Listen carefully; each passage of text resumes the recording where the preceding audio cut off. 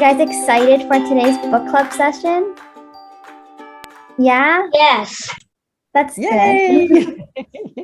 Well, you know what? I'm excited too. I'm really, really excited to meet you all and to say hello. Did any of you see my previous session with Kids4Kids? I think we did one for Oswald Ox at the beginning of the year. Did anyone see that? The Tale of Oswald Ox. It's a bit for younger kids, so maybe that's why I didn't see you before.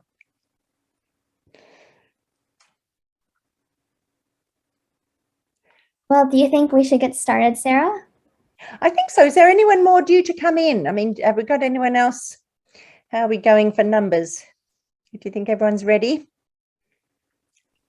Yeah, I think so. Yeah, I think we're good. Brilliant. Okay, well, let's rock. Let's go. All right. So hi again, everyone. Just to welcome you guys to this book club today. I hope, well, you guys said you're really excited, so I'm really excited too. I'm Victoria. I'm in grade 10 this year, so I am 15 years old, and I love reading, and I hope that you guys do too. Today we have a Hong Kong author, Sarah, with us, and she is the author of the Chinese Calendar Tales, which is a book about the Chinese zodiac animals. And this is her first ever novel for preteens. So we hope that you'll enjoy. Sarah, oh yes, I have mine here too. The Marvellous Adventures of Maggie and Methuselah. You can see I like my alliteration. Lots of M's in that. So Sarah, where are you living now, actually? Well, actually, I am talking to you from the south of France. Can you believe that? I am not in Hong Kong, very, very sadly. I wanted to come to Hong Kong for this event and to get my beautiful new book launched, but unfortunately there was 3 weeks quarantine, so I couldn't do it. But anyway, I'm going to come back to Hong Kong as soon as I can because I love Hong Kong. I lived there for 23 years. Can you believe that? Wow, 23. So I'm a local. I'm a Hong Kong girl, and I'm just really sad not to be in my beloved Hong Kong at the moment. But it's pretty good here in the south of France too. It's very beautiful. And you know, if you hang in there to the very end of our program, well, actually, it's going to be halfway through our program. You know what's going to happen? Something very special. There's a church, an old church right outside my window, and it's going to gong 12 times for 12 noon because it's going to be 12 noon here, and then it's going to do something called the carillon. And I always think the carillon, which is a French word, means it's a great big carry-on because there's going to be lots of bells.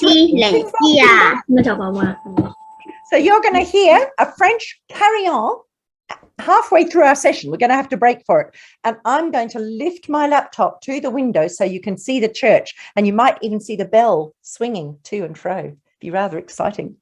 So I'm so excited for that. It'll be a bit different. You won't get it from any other Zoom session in the world.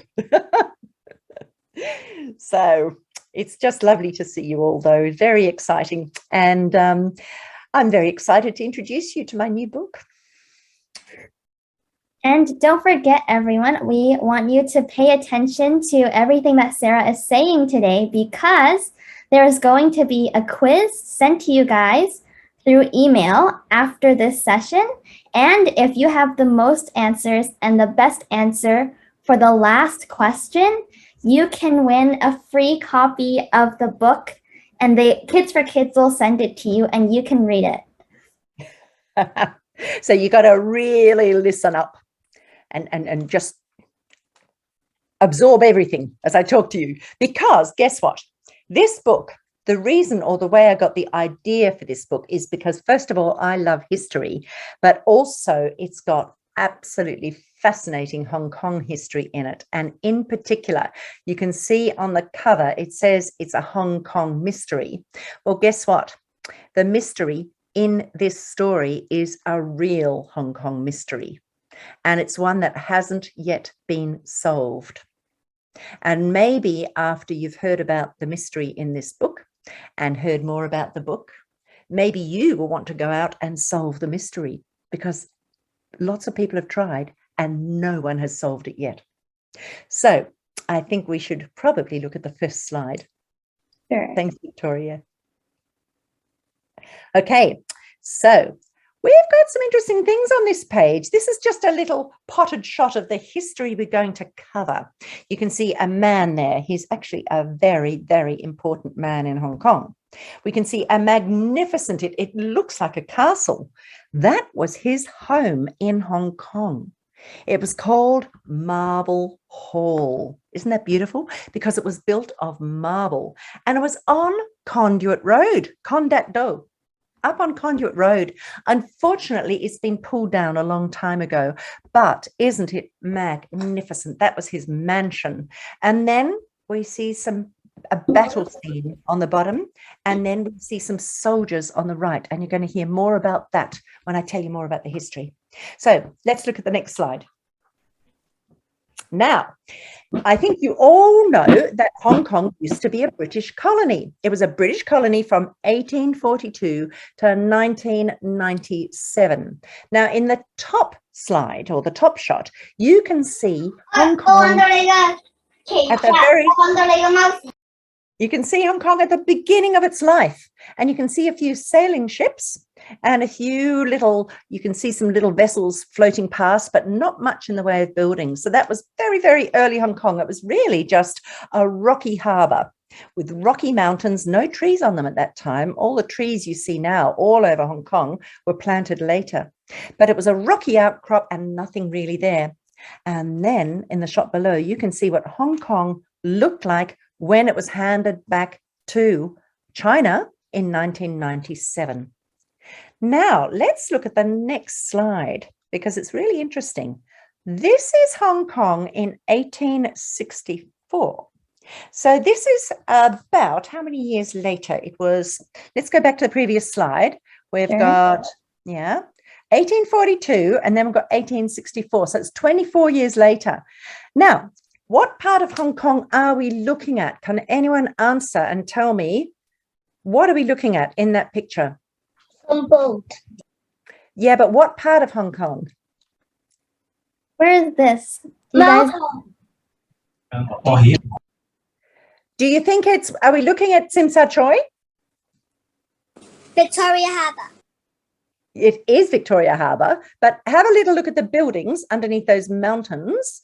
What is that in the background? Is that the New Territories? Or are we looking at the island of Hong Kong?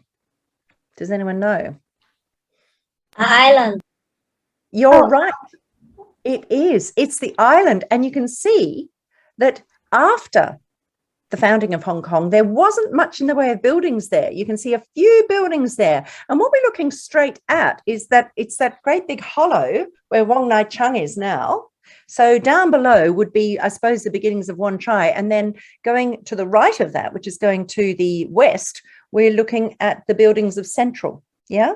So you can see not a lot of development by 1864.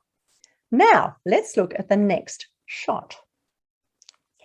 Here, it was in 1864 when the amazing man came to Hong Kong. Now, he had been born in India. His parents came from a place called Armenia, which is in Central Europe, basically. And they had come all the way to Calcutta, and that's where they lived, and they had a large family. And this man here, whose name was Paul, he was only 7 when both his parents died, which is very sad. But he was very clever, and he managed to get himself a scholarship to a school in Calcutta that was a top school there. And he did very, very well. And by the time he was 18 and he'd graduated from school, he said to himself, I'm going to go to Hong Kong because that's where my big sister is, and I will go and live with her. So that's how he arrived in Hong Kong at the age of 18. Now, let's look at the next slide. By the time he died, he was called the heart of Hong Kong. He was amazing. He created so much in Hong Kong, and it developed very, very fast after he arrived.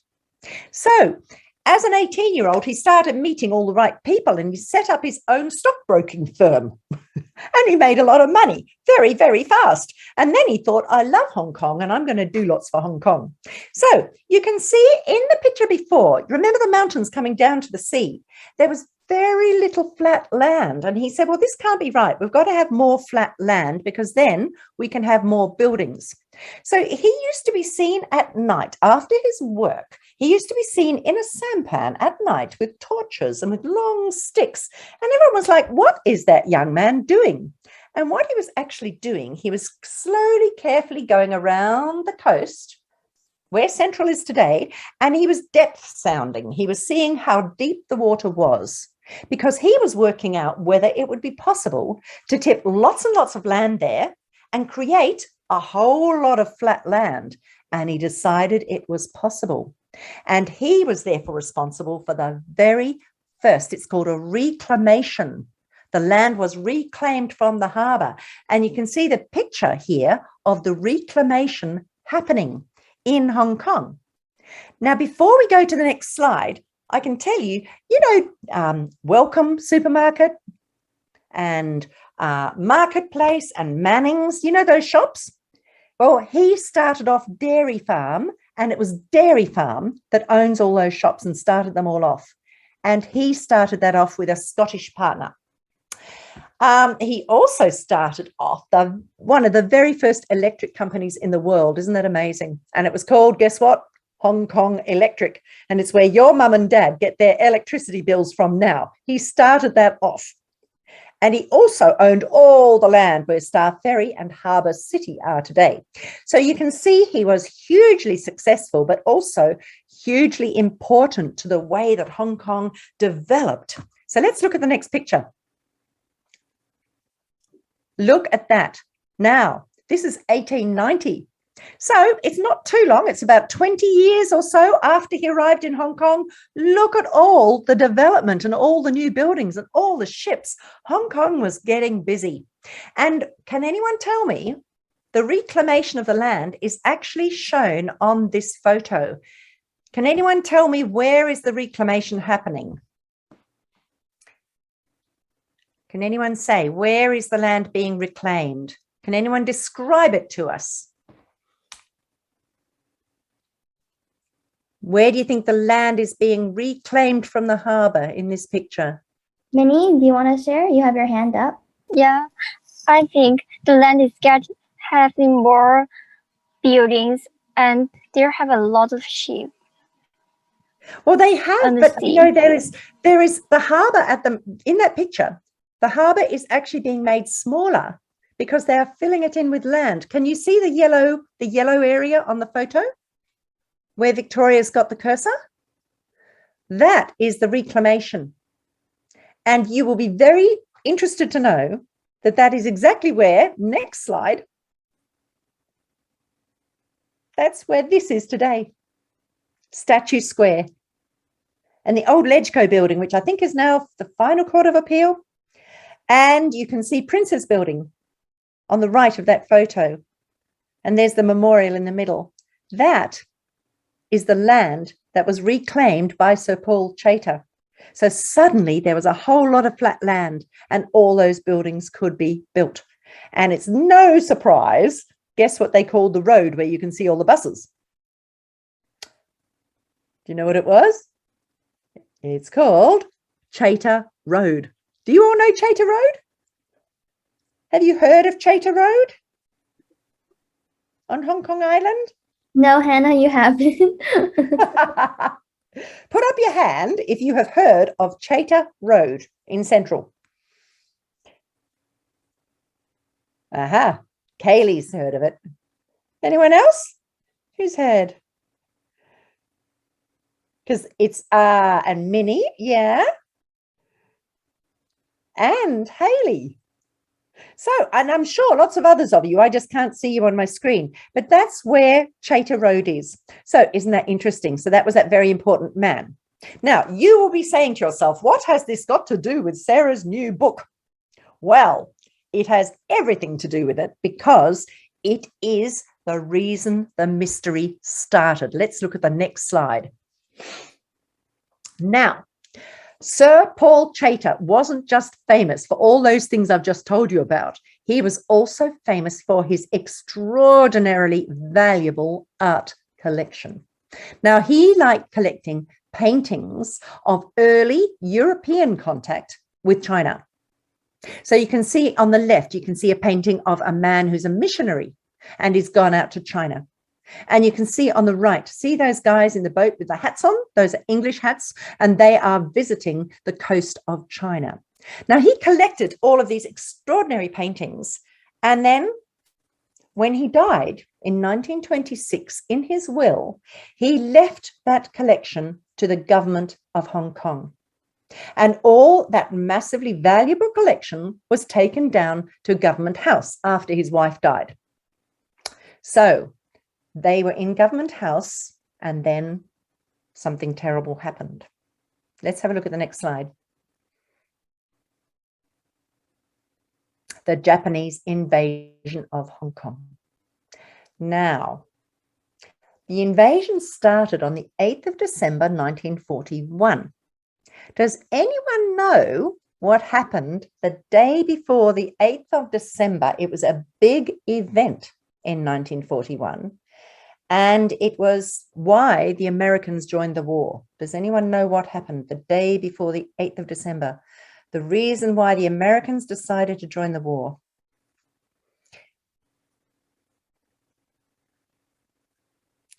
I'm going to give you a hint. The first word is pearl. Does anyone know the second word? Japanese soldiers. Aha, yes, it was the Japanese. But what did they bomb the day before they invaded Hong Kong? The first word is pearl. Does anyone know the second word? Do you give up? Okay, it was the bombing of Pearl Harbor. Now, when you study World War II, you will study that event. It was a very important event because when Japan bombed Pearl Harbor, they announced, we are joining this world war and we are joining Germany in this world war. We're joining the Axis. And so there they bombed Pearl Harbor, and the day after they invaded Hong Kong. And they also invaded Singapore and various other places around Asia. The Japanese wanted to take over the whole of Southeast Asia. So you can see on the left, there is the fighting of local Hong Kong people and the British and against basically the Japanese. And the British and the local Hong Kong people knew that they were going to lose against the Japanese. So they knew they were going to lose because they knew that they couldn't get defended from Britain because there was too much in the World War going on in Europe, and they didn't have the number of troops they needed. So you can see on the right that they lost and the Japanese came in. And they came in on the 25th of December, 1941. That was Christmas Day, 1941. And that's when Hong Kong surrendered to the Japanese. Okay, now let's go to the next slide. This man on the left, his name was Sir Mark Young. He was the British governor in Hong Kong on the day of that fateful invasion. And he used to live, of course, in Government House. And there's Government House on the right. And he said, I do not want the Japanese getting hold of these extremely valuable paintings. I'm going to hide them. But he couldn't hide them all. There were just too many. So he had his art curator choose the most valuable. They cut them out of their frames. They rolled them up. They put them in tin canisters, put the lid on, and then he instructed his head gardener to bury them in the grounds of Government House, in the garden. Now, can you see, does that look like Government House today? Have you all seen Government House? You know where it is, from Government House on Lower Albert Road. It's where now the chief executive lives of Hong Kong. Now, it looks very different today. Let's have a look at the next picture. Here's Government House today. Doesn't it look different? Can anyone tell me what are the differences here? Look at that picture. It's the same building, you know. It's the same building, but things have changed. So there's the picture of Government House today. Different flag. It's not just the flag. Oh, Alba, you have your hand up. Do you want to guess? The house is bigger. Bigger? You think the house became bigger? Yes. And it's You're right. Alva, you're right. It is much bigger. It was extended, so it was made bigger. But can you see something different at the back? What's that thing on the back right of the picture? Can anyone see something that wasn't in the last picture? If you look at the last picture again, there's the last picture. the best building. That's right. Well, there's a tower, isn't there? Can you see that tower? We got And that lots of tower- pictures in here. Yes, I can. HSBC. Not HSBC, beside HSBC. You're right. Now, that tower is a Japanese tower. It's a Japanese design. And look at the roof. You know, if we go back, can we go back? Oh, dear. Yep. Just wait just a second. Oh. If you have a look at the previous picture, have a look at the roof. You can see it's flat, can't you? That's classic Georgian architecture. Let's have a look at the roof in the next picture. Bit different, isn't it? Now it's got a slopey roof with tiles. And again, it's very Japanese. So these are the changes that the Japanese did to Government House. They made it bigger and they put in the tower and they put in a different roof with those Japanese roof tiles. And it was very interesting, you know, because at the end of the war, when the Japanese were defeated and when the Hong Kong was handed back to the British government, they decided, they thought, do we change Government House and make it look like it looked before? Or do we leave it with all this evidence of the Japanese occupation? And there was a big debate about it because a lot of people didn't like the Japanese invasion. But in the end, they thought, you know, we're going to leave it the way it is because it's part of the history of the building. And I think that was the right decision, don't you? Just makes it a more interesting building. It's retained its history. So now when we look at the building, we can say, this was the building that was changed by the Japanese. And then we can say, when was that? Oh, that was during World War II. It makes the building very interesting, doesn't it? So the paintings that were hidden in the garden, guess what? No one has ever found them since. Nobody. The Japanese looked for them because they heard about them. They couldn't find them anywhere. And then after the war, the British government, they sent people in to look for the paintings. They'd disappeared, completely gone. And there've been 2 more official searches after that. And they've never been found. Isn't that interesting? And do you know what? Do you know what they're worth today? Over 30 million Hong Kong dollars. 30 million Hong Kong dollars. So if you guys found the paintings, whoa, you might get very rich and very famous. Isn't that interesting? So they are somewhere. Now, a lot of people think, let's look at the next slide, that those paintings, oh yeah, I mean, even after handover, no one's found them. Let's have a look at the next slide. Have a look here. Now, you see all those blue things on the map? They are called ARP tunnels, which means air raid protection tunnels. And those tunnels were built by the British before the Japanese invasion so that people could hide in them when the bombs were coming down and not be killed. And you can see they're all over the place. Now, guess what? The vast majority, most of those tunnels are still there. They are still in Hong Kong. In fact, where you're living, you might have a tunnel running under your apartment building. They are everywhere. Look how dense and thick. All of those were tunnels under Hong Kong. And I thought it would be fun for you to have a look at a couple of them. So let's have a look at the next slide. Leighton Hill. Now, do you guys know where Happy Valley is? You know Happy Valley? Put up your hand if you know Happy Valley in Hong Kong. Do you know where the race course is in Happy Valley on Hong Kong Island? Yeah? And the football club? Anyway, well, we're going to actually show you a little map.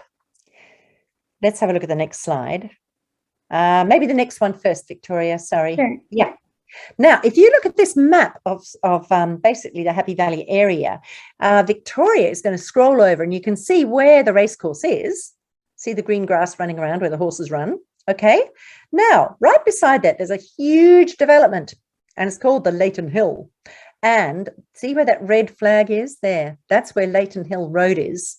And that's where one of the tunnels is. And it's still there today. So let's go back one slide. That is the door of the tunnel, or one of the doors of the tunnel, that is still there today. And you can see all the red lines on the tunnel plan. That is how huge that tunnel was. So when we look at the next slide after the map, this is what the tunnels look like inside. And that photo was taken quite recently by someone on the internet. Now, what that means is that those tunnels are still just like that today. It's really exciting. And people used to pile in there when the alarm went that said the Japanese planes are coming, they're going to bomb Hong Kong. People would run and they would go into those tunnels and they would wait there sometimes for hours and hours and hours until it was safe to come out. And guess what? Shall I tell you something a bit disgusting? There were no toilets. Can you imagine? Ew. Hannah looks so disgusted. I know. People had to go to the toilet just at the back or in the corner. You can imagine how disgusting it was when they all came out. And so after the air raids, these people would go in with huge hoses and they'd hose it all out. Ooh, isn't that revolting? But it's better than being dead. So that's what the tunnels look like. And people used to set up food stalls outside so people could go out and buy their snacks and their food if they were getting hungry. Isn't that amazing? And they're all still there. Somebody needs to make a big exhibition of all of this, I think, and maybe open up one of those tunnels for members of the public. Wouldn't that be great? Anyway, so there's the Leighton Hill Tunnel, what it looks like today. And there are more. Let's have a look at the next one. Other tunnels. Look on the left. Queen's Road East. Can you see at the back there's kind of an overpass just there? Now, does anyone know what that is heading towards? What big shopping centre? It's a big luxury shopping place. Starts with a P. I'll give you a hint. It's something place. Does anyone know? Starting with a P. I can see Minnie's having a think about it. Pacific. Aha! You got it.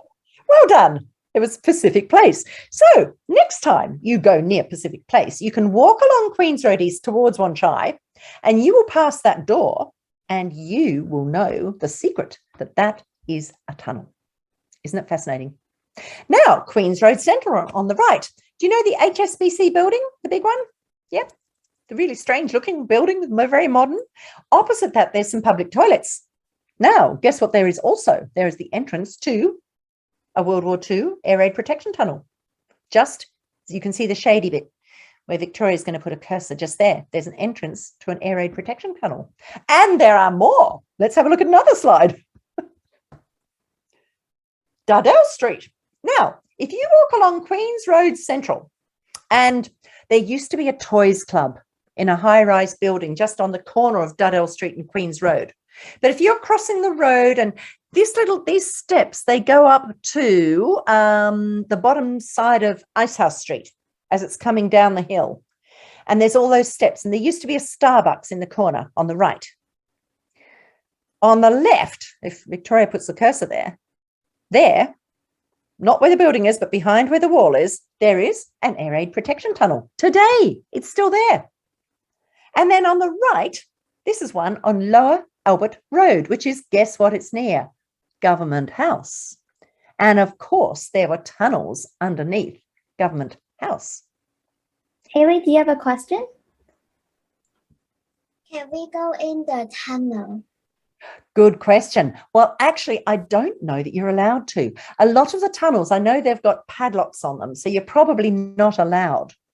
But I think there might be, if you do some research, there might be some people who do historic walks. I'm not sure, though. To be honest, I think you're not really allowed in them. You would certainly have to ask your mum and dad first. But you know what you could do? You could go around Hong Kong and photograph the doors to these tunnels. Oh, wouldn't that be amazing? Now, a lot of people think, well, if there were tunnels under Government House and they join up with other tunnels, maybe that's where the paintings went. That's what they think. But let's look at the next slide. I think Hannah has her hand raised. Do you want to say Yes, Hannah, something? darling. How do they go to the toilet when they're in the tunnels? Well, how do they go, what, through the tunnels? Well, How they just... go to the toilet if they're very Oh, well, that was the problem. There were no toilets. So I guess they just had to go to a corner and quietly do their business. And that's why the tunnels got very, very stinky. You can imagine. But as I said, it's better than being blown up by a bomb. And they did hose them out afterwards. Let's look at the next picture. Okay, now you know Happy Valley. You know how there's a big hill, there's a road that goes right up through Happy Valley? That's called Sing Woo Road. Well, this is a photo taken from the inside of the tunnel looking out to the road. And surprise, surprise, there is a tunnel right behind Kids4Kids. Now, can you see the screen which says David and Zita? Can you see the building? That is the back of Ratonji Hospital. And if you look at the slide, which says Hospital Hill Wan Chai, you can see the front of Ratonji Hospital. And this is just at the very end of Queen's Road East when you're going up the hill before you go down the hill towards Happy Valley. And somewhere in that photo, there is an entrance to another tunnel.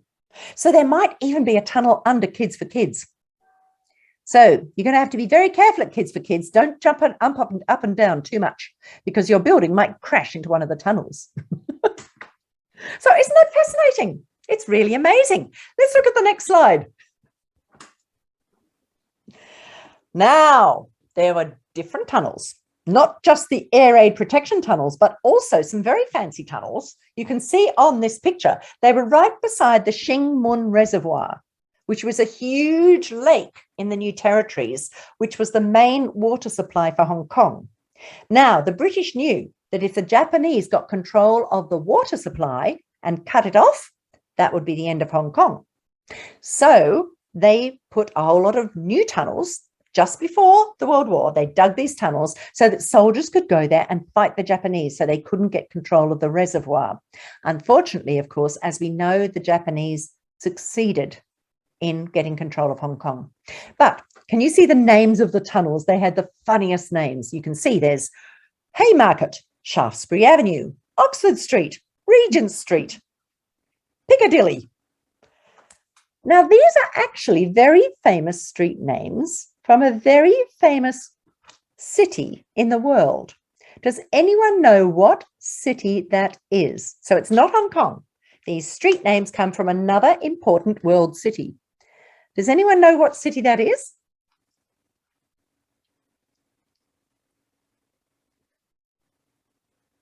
Have a think about it. What country do you think it would be likely to come from if it was the British soldiers who were going to be fighting in those tunnels? What country do you think it would be? And what big city? If I say Big Ben, what does that make you think of? Oh, Jenny?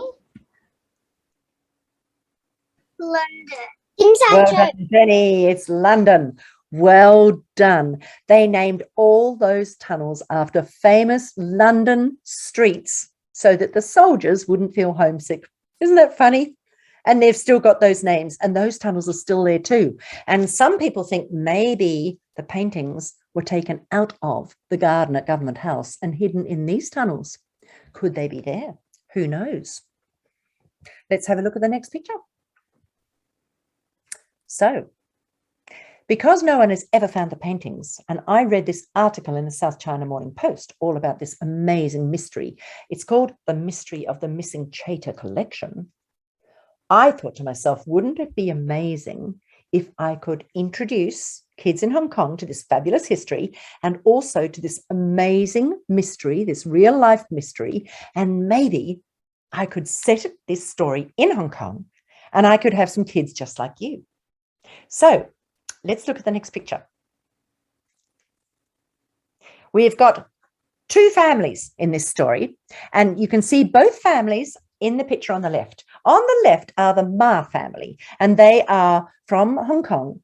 And Mr. Ma is extremely rich. He owns most of the very tall buildings in Hong Kong. And there's his very glamorous wife, Mrs. Ma. And then underneath, you can see two boys. Now, the little boy is called Winston, and he is the little brother of the boy on the right. And the boy on the right is called Edmund. And Edmund is one of the main characters in the story, Edmund Ma. Now, Edmund is the best friend of the little girl on his left. That little girl, her name is Maggie Magill, and she is an Australian British expat. And they go to school together, and they are besties, those two. And now on Maggie's shoulder, you can see a parrot. And that parrot is an African grey parrot. Now, something very wonderful about African grey parrots is that they live the oldest of any bird in the world. Can anyone guess how long they live for? How long do you think they might live for, African grey parrots? Hannah, what do you think? 100 of years. Well, not quite 100 years, but not too far off. Shall I tell you? They can live to 60 years old. Isn't that amazing? 60. So, can you see the man behind the parrot? His name is Trevor, and that is Maggie's dad. And Trevor loved Maggie so much. And on the day she was born, he worked in a vet, and he brought home a baby African grey parrot and gave it to Maggie. And they were trying to think of what they would call this parrot. And Trevor had a brilliant idea. He said, if we call that parrot Methuselah, then you, Maggie, can always say when people ask you, how old are you? You can say, I'm as old as Methuselah.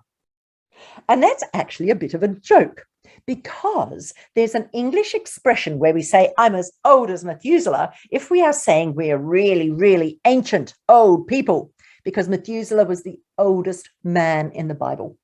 So it's just a little bit of a joke that Trevor has with his daughter Maggie. They call the parrot Methuselah. So she can say, I'm as old as Methuselah, even when she's a little girl.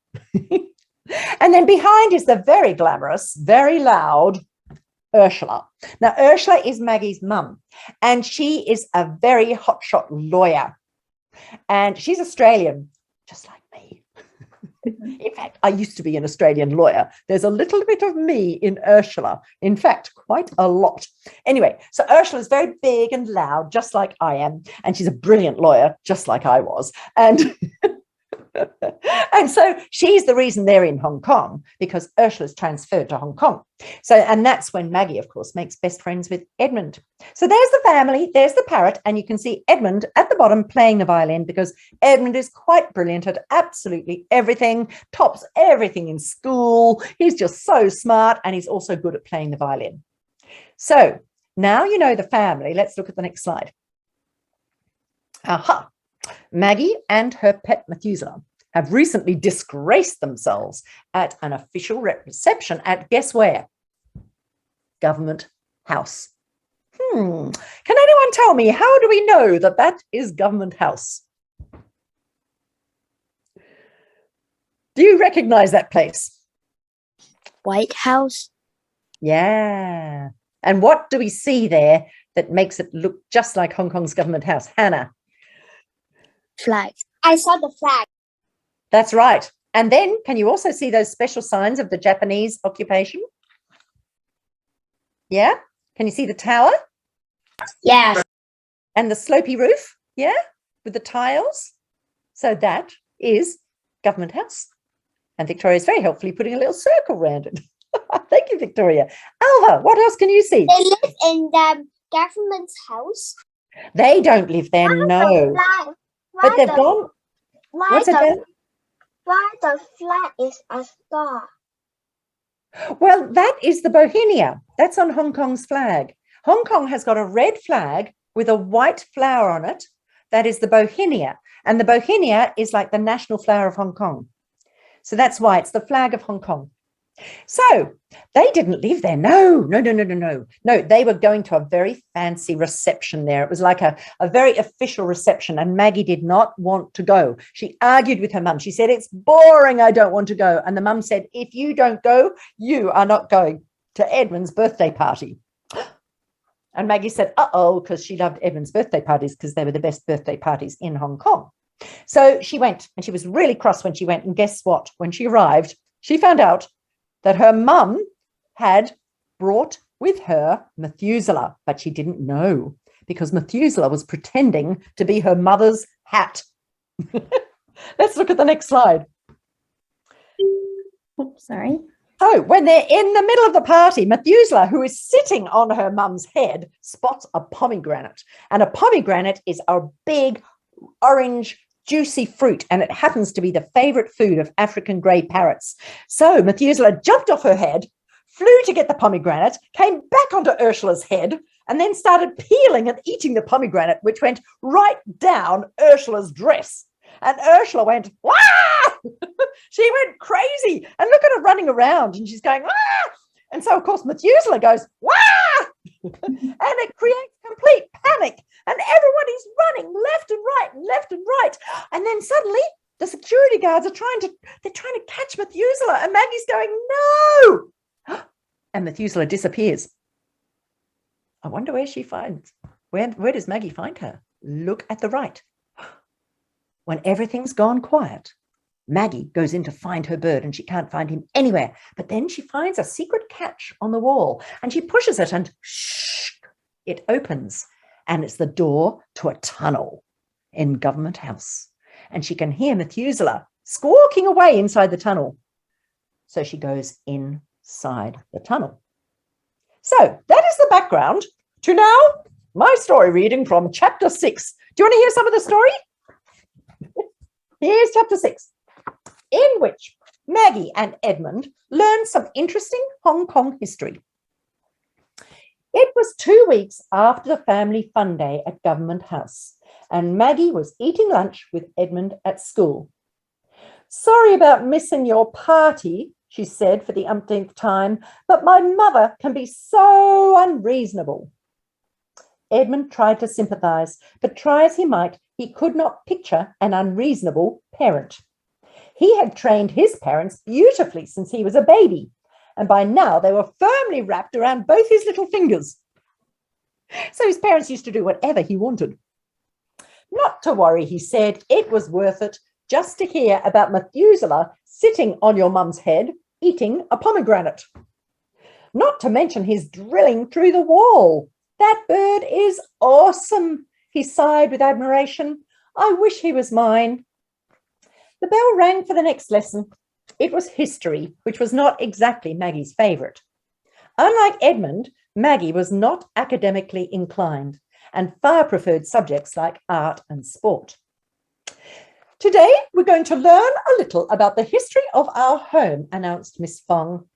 She projected onto the smartboard a map of the territory of Hong Kong, with its hilly island and, across the harbour, Kowloon and the mountainous New Territories.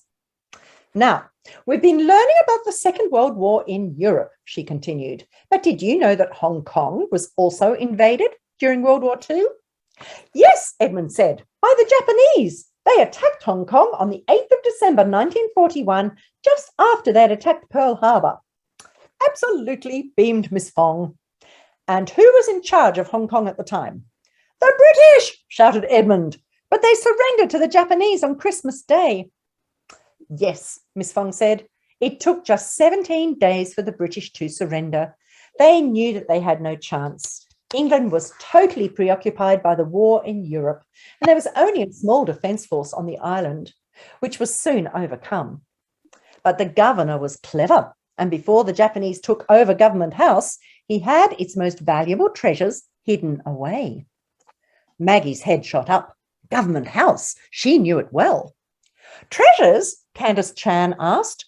Were they real jewellery and gold? She was the richest kid in class, with the exception of Edmund, and had already decided to be a billionaire CEO one day. No, Miss Fong replied, but they were very special paintings, a part of something called the Chapter collection. Today they would be worth a fortune.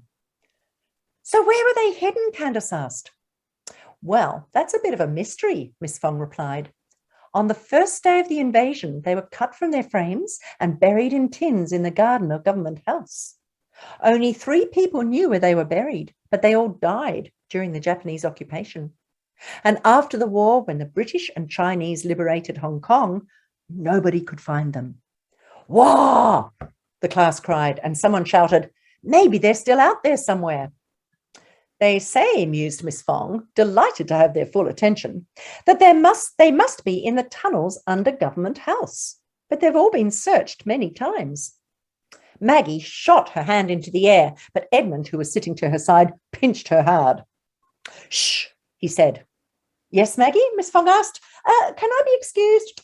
Maggie quickly left the room and returned only when Miss Fong had safely moved on to the handover of Hong Kong back to China in 1997.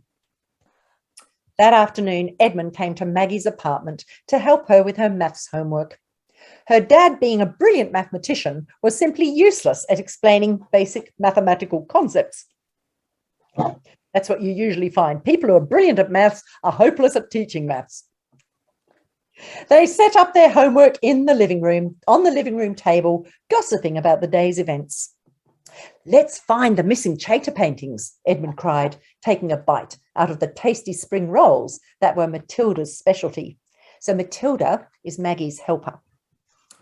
You heard, Miss Fong, Maggie replied. All the tunnels at Government House have been searched many times, but no one has found anything.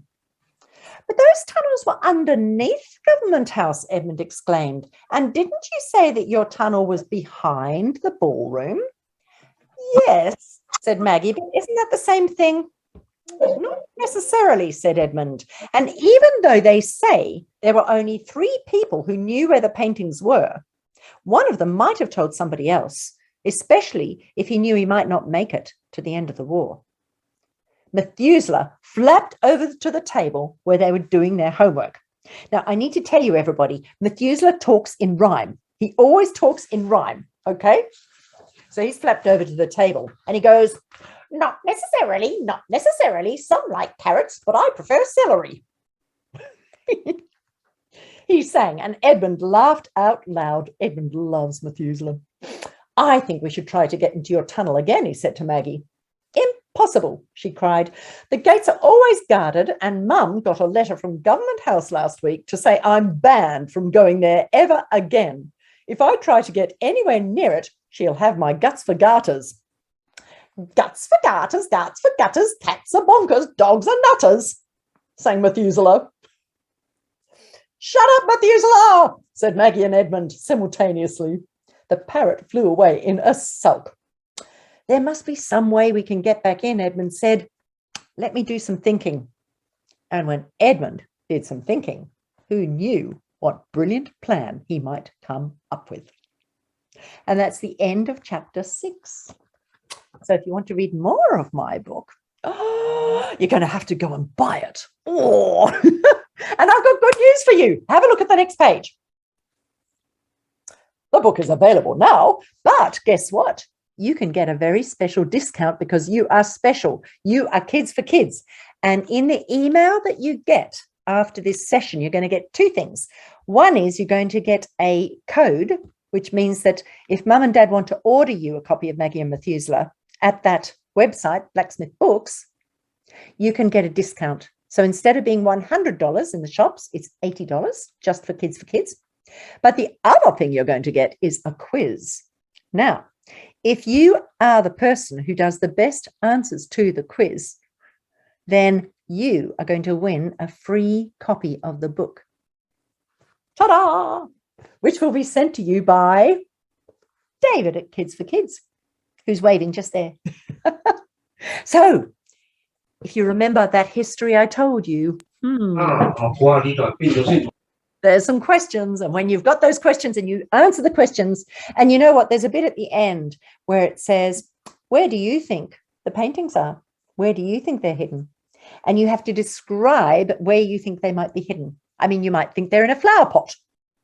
You might think that they are in, I don't know, a garden shed.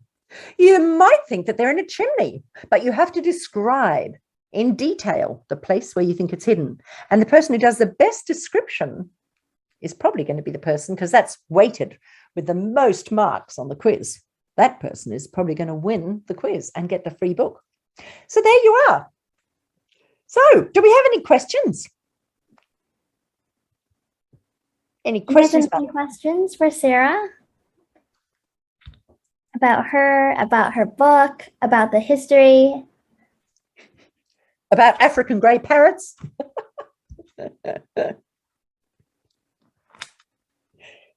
Has anyone ever seen an African grey parrot? A big grey parrot? Has anyone ever seen one? Because do you know why I put Methuselah in the story? I used to live in Taipo. And in Taipo, in our apartment building, the person on the balcony nearest to us had an African grey parrot. And he was always talking. And there was another parrot. There was an emerald green parrot, and he was always talking to the green parrot. And because my husband loves Tintin books, we always called the African grey parrot Captain Haddock. And we called the green parrot, it was after the opera singer, and I've forgotten what her name was. She had a very fancy name anyway. So we always used to say, "Shut up, Captain Haddock," because he'd be going, "Quack, quack, quack, quack, quack." Anyway, so no questions? Who's going to answer the quiz? Put your hands up if you think you might answer that quiz and try and get a free copy of the book. Aha, I can see some hands up. Oh, they're all going up. Oh, good. Well, you never know. You might be the lucky winner. Wouldn't it be amazing? And then you can read more, and you can read more of Methuselah's silly rhymes.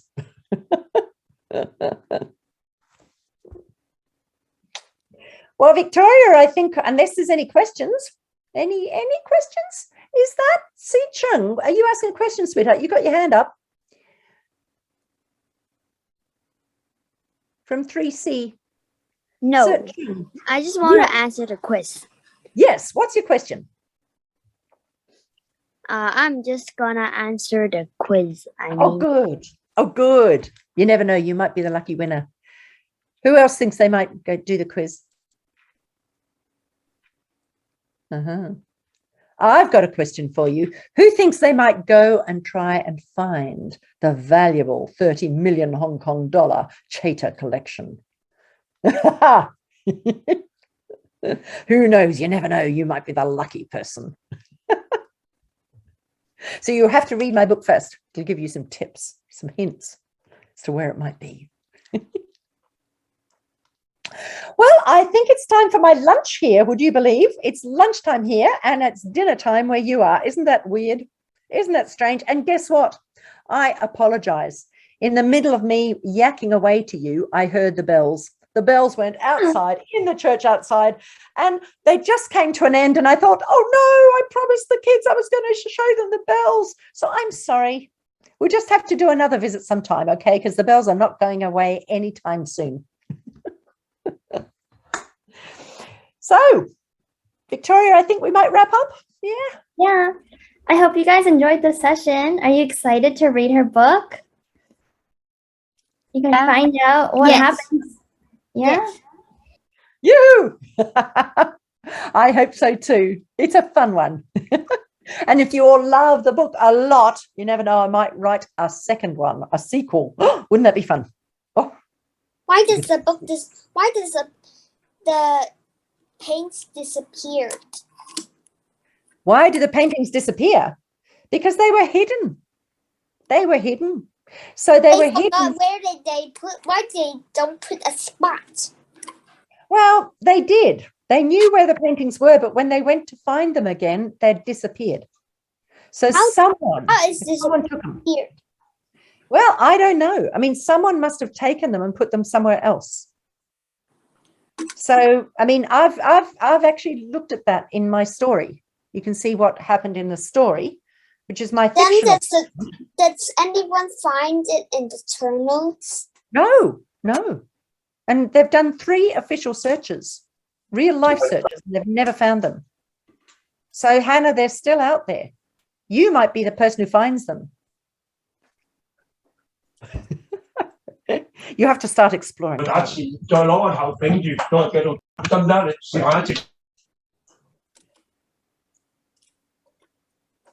I missed that. Does anyone think there's a tunnel near their house?